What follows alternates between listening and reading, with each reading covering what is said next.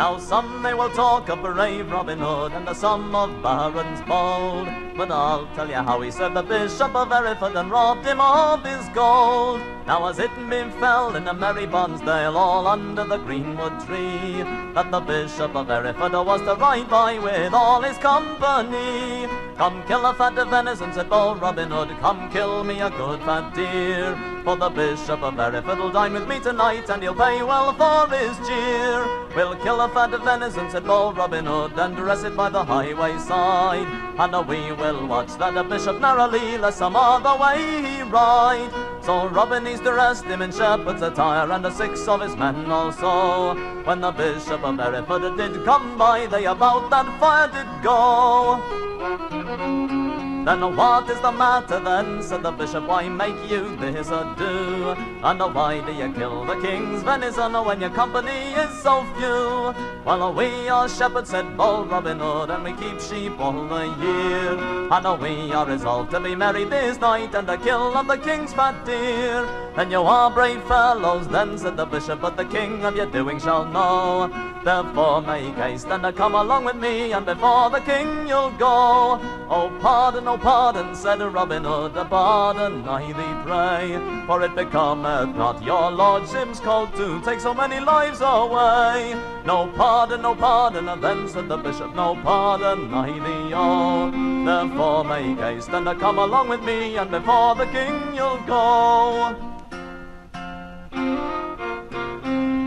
So Robin set his back all against the tree, and his foot against the thorn, and from underneath his shepherd's cloak he took out a bugle horn, and he put the little end to his mouth, and a loud blast he did blow, and 70 of bold Robin's men come a-running all on a row, and they all made obeisance to bold Robin Hood. 'Twas a comely sight for to see. What's the matter then, master, said Little John, that you blow so hastily? Well, here stands the Bishop of Hereford, no pardon we shall have. Cut off his head, then said Little John, and to throw him into his grave. Then a pardon, then said the Bishop, a pardon I thee pray. For if I'd have known that it had been you, I'd have gone some other way. No pardon, said Robin Hood, no pardon I thee owe. Therefore make haste and come along with me, and to merry Barnsdale you'll go.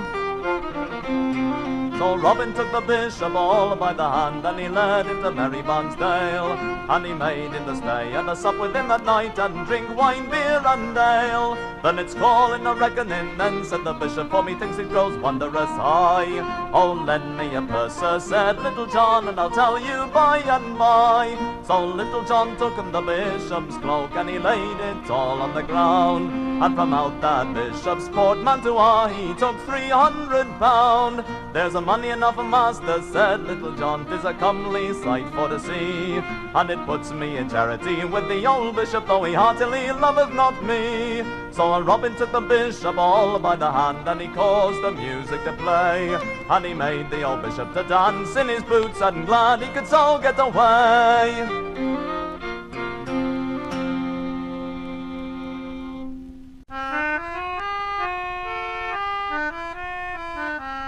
One day in October, neither drunken nor sober, or Bradbury down I was wending my way, when I heard of some ringing, some dancing and singing. I'll always remember that Jubilee Day.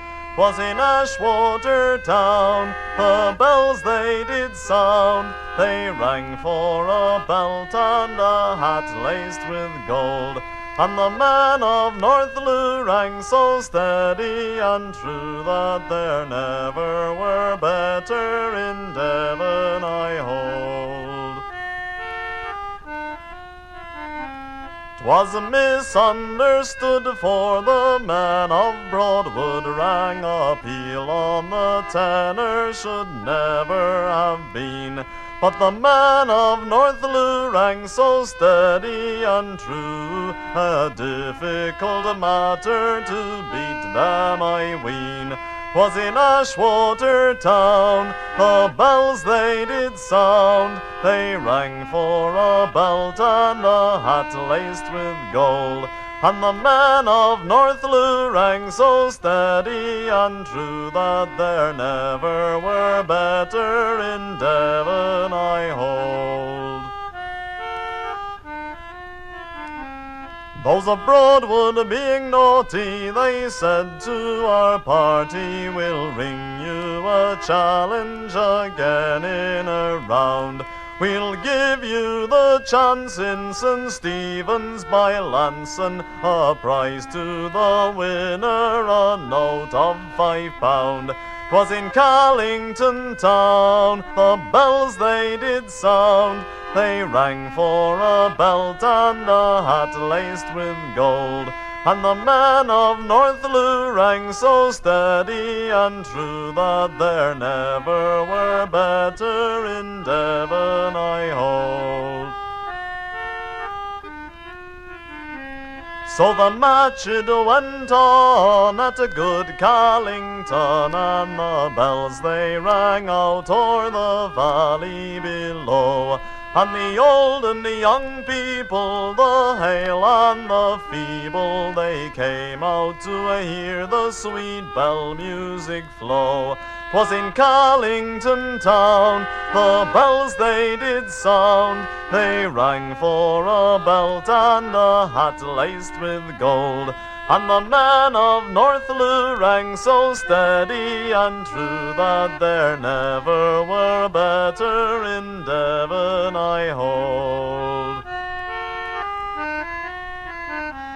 Those of Broadwood once more were obliged to give o'er. They were beaten completely again in a round. But the men of Northloo rang so steady and true, no better than they in the West can be found. 'Twas in Ashwater town, then in Callington town, they rang for a belt and a hat laced with gold. And the men of Northloo rang so steady and true that there never were better in Devon, I hold.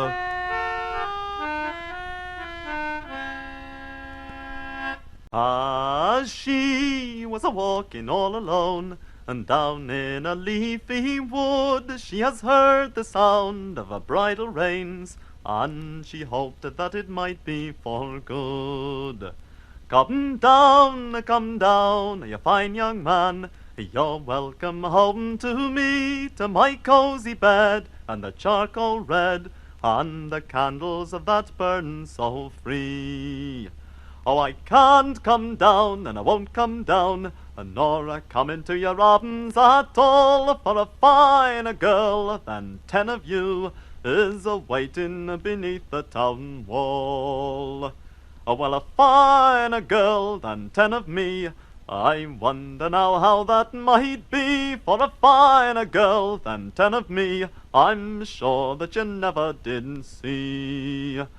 Then he has leaned him across his saddle for a kiss before they did part, and she has taken a keen long knife and she's stabbed him to the heart, saying, lie there, you fine young man, till the flesh it rots from your bones, and that finer girl than 10 of me can weary waiting alone. But as she walked up the high way, she spied a little bird up in a tree, saying, oh, how could you kill that fine young man, as he was a-kissing of thee? Come down, you pretty little bird, and sit upon my right knee, and your cage shall be made of the glittering gold, and the spokes of the best ivory. I can't come down, and I won't come down, nor sit upon your right knee, for as you did serve that fine young man, I know that you would serve me.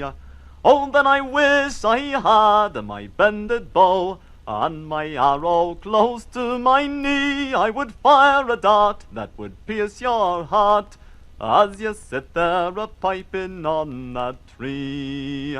Ah, but you've not got your bended bow, nor your arrows close to your knee, so I'll fly across the sea to that young man's home, and tell them what I did see. So she's gone back to her own house, and she's crossed the threshold with a moan, and she has taken that fine young man, and she's walled him behind the stones, and she has kept that fine young man for full 3/4 of a year, till a heavy smell it began to spread, and it filled her heart with fear. So she's called unto the servant girl, and this to her didn't say, there's a fine and a young man in my room, but it's time that he was away. So the one of them's took him by the shoulders, and the other one's took him by the feet, and they've thrown his body in the River Clyde, and that runs so clear and so sweet. And they had not crossed a rig of land, a rig and barely one, before they saw his old father come a-riding all along. Oh, where have you been, my gay lady, and where have you been so late? For we've come a-seeking for my only son, who used to visit your gates. And there came a-seeking for this fine young man, many lords and many knights, and there came a-weeping for this fine young man, full many's the lady bright. And now the ladies turned them around and about, and they made such a mournful sound, saying, we greatly fear that your son is dead, and he lies 'neath the water and drowned.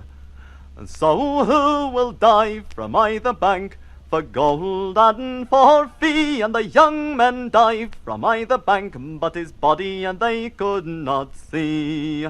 Then up and speaks that pretty little bird, sitting up high in the tree, saying, oh, cease your diving, you divers bold, for I'd have you to listen to me, and I'd have you to see your day diving, and dive all into the night, for under the water where his body lies, and the candles they burn so bright. And so the divers ceased their day diving, and they dived all into the night, and under the water where his body lay, and the candles they burn so bright. And they have raised his body up from out the deepest part, and they've seen the wound deep into his chest, and the turf all across his heart. And when his father did see this dreadful wound, he made such a mournful sound, saying, oh, who has killed my only son, whom used to follow my hounds? Then up and speaks the pretty little bird, saying, what needs all this din? For it was his light lamb took his life, and then threw his body in. Oh, blame not me, the lady says, for it was the servant girl. So they built a fire of the oak and ash, and they put that servant girl in. But the fire wouldn't take upon her cheek, and the fire wouldn't take upon her chin, and nor would it take upon her hair, for she was free from the sin. And when the servant girl touched the clay-cold corpse, a drop it never bled, but when the lady laid her hand upon it, the ground was soon covered with red. So they've taken out the servant girl, and they've put the lady in, and the fire it reached a ruddy red, and all because of her sin. And the fire took fast upon her cheek, and the fire took fast upon her chin, and it sang in the points of her yellow hair. and 'twas all because of her sin. And there once was a captain who was boasting on the quay, "Oh, I have a ship, and a gallant ship is she. Of all the ships I know, she is the best for me, and she's sailing in the lowlands low." In the lowlands, lowlands, she's sailing in the lowlands low. Oh, well, I had a built in the north country, and I had a christened the golden Vanitee. I armed her and I manned her and I sent her off to sea, and she's sailing in the lowlands low. In the lowlands, lowlands, she's sailing in the lowlands low. Oh, well, then up stepped a sailor who was just returned from sea. Oh, I was aboard of the golden Vanitee when we was held in chase by a Spanish piratee, and we sank 'em in the lowlands low. In the lowlands, lowlands, we sank 'em in the lowlands low. Oh, well, we had aboard of us a little cabin boy who said, "What will you give me if the galley I destroy? I'll give to you me daughter, she is me pride and joy, if you sink 'em in the lowlands low." In the lowlands, lowlands, if you sink 'em in the lowlands low. So the boy bared his breast and he plunged into the tide. He swam until he came to the rascal pirate's side. He climbed on board, he went below, by none was he espied, and he sank 'em in the lowlands low. In the lowlands, lowlands, he sank 'em in the lowlands low. Oh, well, he bore her with his auger, he bore her once or twice, and some was playing cards and some was playing dice. But when he let the water in, it dazzled their eyes, and he sank 'em in the lowlands low. In the lowlands, lowlands, he sank 'em in the lowlands low. Yes, some was playing cards and some was playing dice, and some was in their hammocks a-sporting with their wives. But when he let the water in, it put out all their lights, and he sank 'em in the lowlands low. In the lowlands, lowlands, he sank 'em in the lowlands low. So then the cabin boy he swam on to the larboard side, saying, "Captain, take me up, for I am drowning in the tide. I'll shoot you and I'll kill you if you claim me child as bride, and I'll sink you in the lowlands low." In the lowlands, lowlands, I'll sink you in the lowlands low. So then the cabin boy he swam on to the starboard side, saying, "Messmates, take me up, for I am drifting with the tide." They took him up so quickly, but when on deck he died, and they buried him in the lowlands low. In the lowlands, lowlands, they buried him in the lowlands low. Yes, they took him up so quickly, but when on deck he died, and they sewed him in his hammock that was so strong and wide. They said a short prayer over him and dropped him in the tide, and they sailed from the lowlands low. From the lowlands, lowlands, they sailed from the lowlands low. Well, here's a curse unto the captain, wherever he may be, for taking that poor cabin boy so far away to sea. For taking that poor cabin boy so far away to sea, and to leave him in the lowlands low. In the lowlands, lowlands, and to leave him in the lowlands low. Up a London city on a one fine day, it was up Cheapside I made my way. A fair pretty maid I chanced for to meet, and with kisses her I there did greet. I was up to the rigs, down to the jigs, up to the rigs of London town. Up to the rigs, down to the jigs, up to the rigs of London town. She took me to some house of fame, and so boldly then did enter in. Loudly for supper she did call, a-thinking I was going to pay for it all. But I was up to the rigs, down to the jigs, up to the rigs of London town. Up to the rigs, down to the jigs, up to the rigs of London town. Oh, well, the supper being over and the table clear, the waiters brought white wine and beer. The waiters brought white wine in the red, and the chambermaid prepared the bed. And I was up to the rigs, down to the jigs, up to the rigs of London town. Up to the rigs, down to the jigs,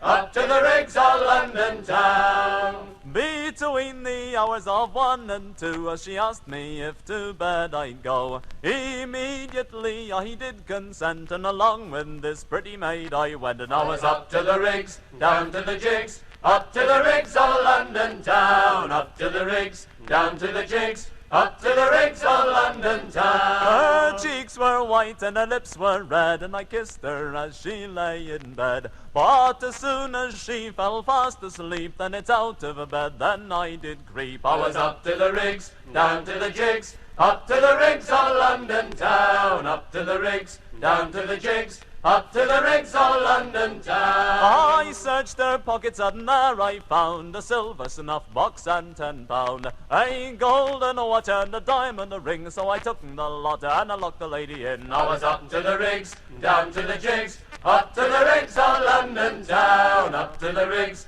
down to the jigs, up to the rigs of London town. So come all young men, wherever you may be, if you meet a pretty girl, you use her free. You use her free, but don't get drunk. Just remember me when I was up Cheapside. I was up to the rigs, down to the jigs, up to the rigs of London town. Up to the rigs, down to the jigs, up to the rigs of London town.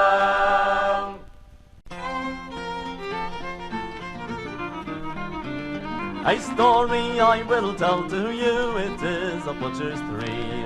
Gibson, a Wilson, and a Johnson, and mark well what I do say. Now as they had £500 all on a market day, now as they had £500 to pay upon their way, and as they rode along the road as fast as they could ride, spur on your horse, Paul Johnson called, for I hear a woman cry. And as they came into the woods, the scene they spied around, they saw a naked woman lie a-swooning on the ground. Oh woman, Johnson cried, oh pray come tell to me. Oh woman, Johnson cried, have you got any company? Oh no, that's a woman said, however can that be? When here have been by 10 swagger-ridden blades who've robbed and beaten me. Now a Johnson being a valiant man, and he bore a valiant mind, he wrapped her up in his great coat and he set her up behind. And as they rode along the road as fast as they could ride, she put her fingers to her ears and she gave a screechful cry.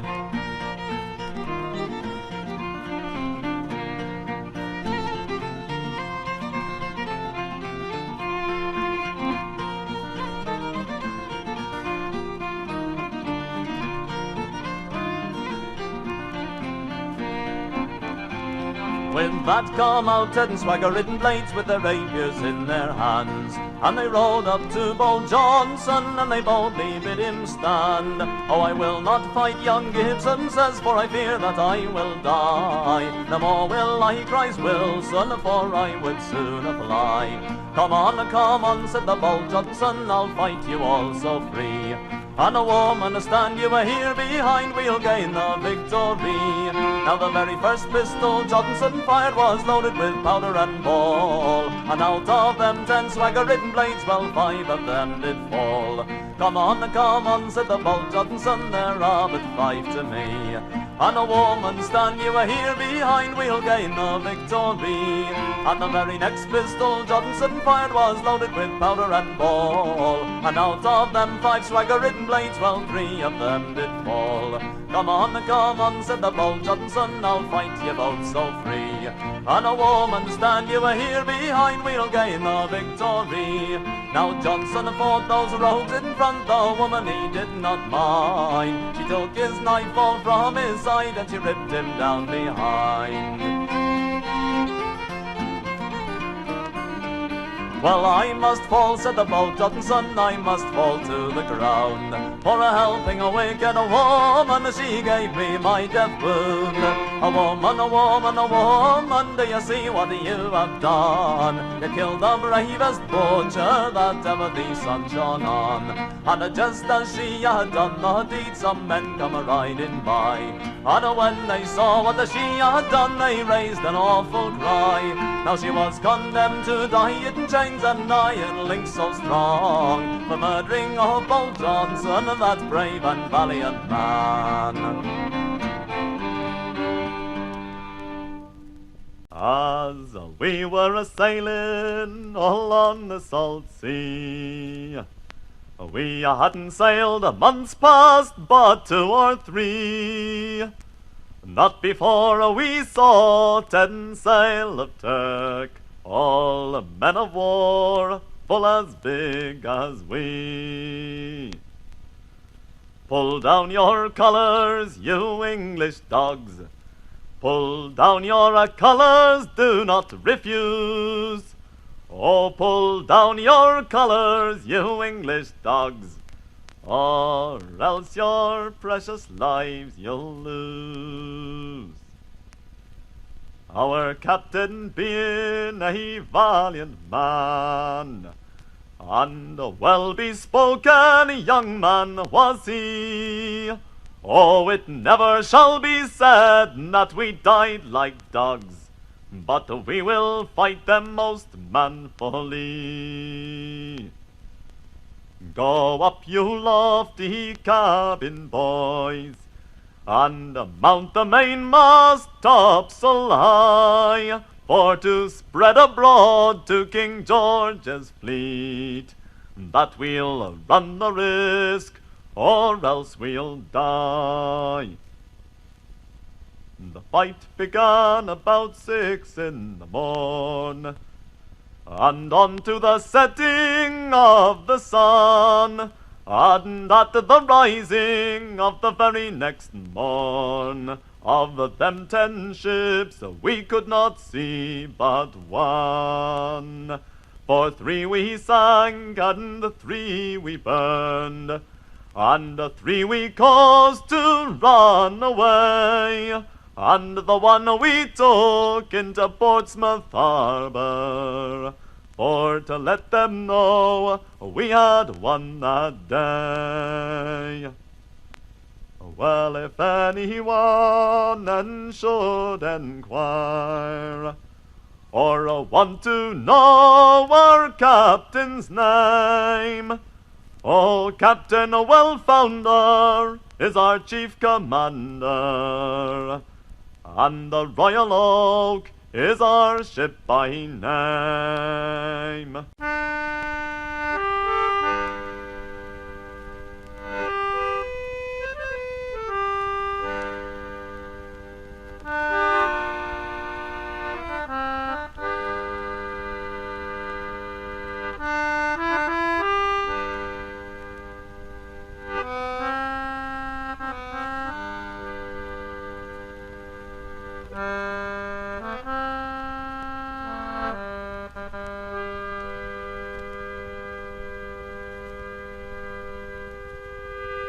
One evening fair,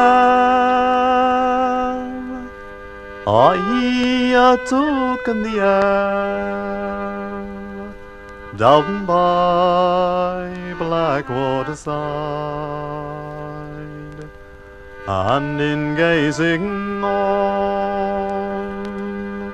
on around me, 'twas the Irish lad I spied, all for the first part of that night. We two did sport and play, then that young man arose and gathered up his clothes, saying, "Fair lady, well a day." Oh, that's not the promise that you gave to me. Oh, when you lay upon my breast, for you made me believe with your lying tongue that the sun rose in the west. Go home to your father's garden, and go home and cry your fill, and think on your misfortunes, and that you brought with your wanton will. For there's not one girl in this wide world so easily led as I. Oh, the fishes will fly, and the seas will run dry. Short is then you'll marry I. One evening fair, I took the air, and down by Blackwaterside, and in gazing all around me, it was the Irish lad I spied.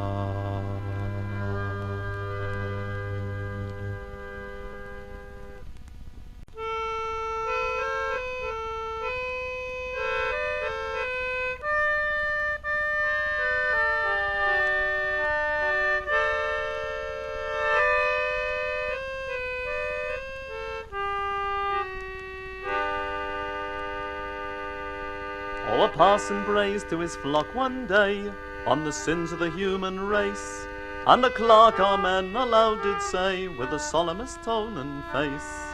And this pious clerk in the quiet though did venture a bit of remark. All sin is sweet, said the parson. Then sin is for me, said the clerk. Amen. Oh, sin is for me, said the clerk. And never covet thy neighbour's goods, this parson he said, nor his maid. Don't rob a man of that what's his, wherefore thou shouldst be afraid. And covet ye not, thou man of sin, I venture this matter to mark. Thy neighbour's wife, said the parson. This lady for me, said the clerk. Amen. Oh, this lady for me, said the clerk.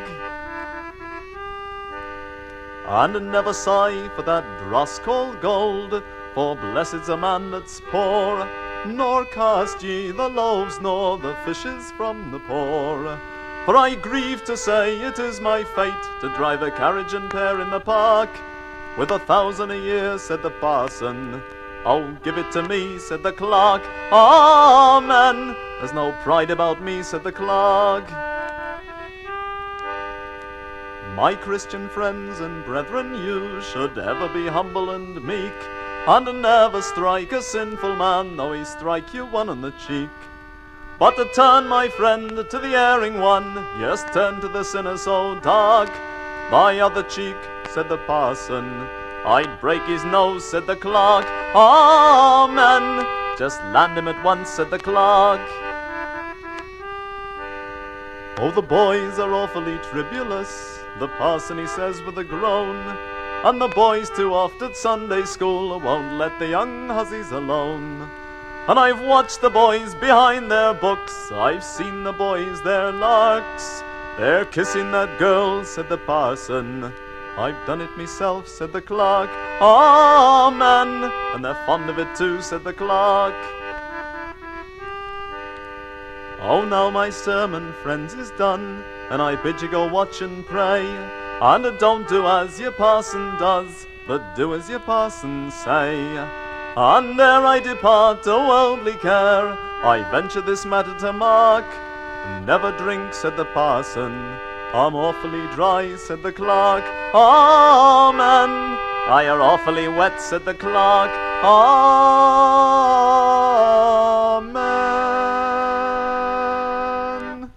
'Tis just a month come Friday next, a Bill Champerdown and me. Well, us traipsed across old Dartymore, the Goosey fair to see, and us made ourselves quite pretty. Us graced and oiled our hair, then off us goes in our Sunday clothes behind old Bill's grey mare. Us smelled thick sage and onion half a mile from Whitchurch down, and didn't us have a blowout when us come into the town. And there us met Ned Hereford, Jan Steer and Nicky Square, and it seemed to we all that must be the Tavistock Goosey fair. And it's on where be a Gwaine, and what be a doing of that? Heave down your prong and stand along to Tavistock Goosey fair. Us went to see the osses and the effers and the yaws. Us went on all them roundabouts and into all the shaws. And then it started raining and a blowing to our face. So off us goes up to the Rose to have a dish of tea. And there I said a zing-zong and the folks kept dropping in. I know what with them, what not as well as says a drop of gin. I know what with one and t'other, us didn't seem to care whether us was to Belvertor or Tavistock Goosey fair. And it's on where be a Gwaine, and what be a doing of that?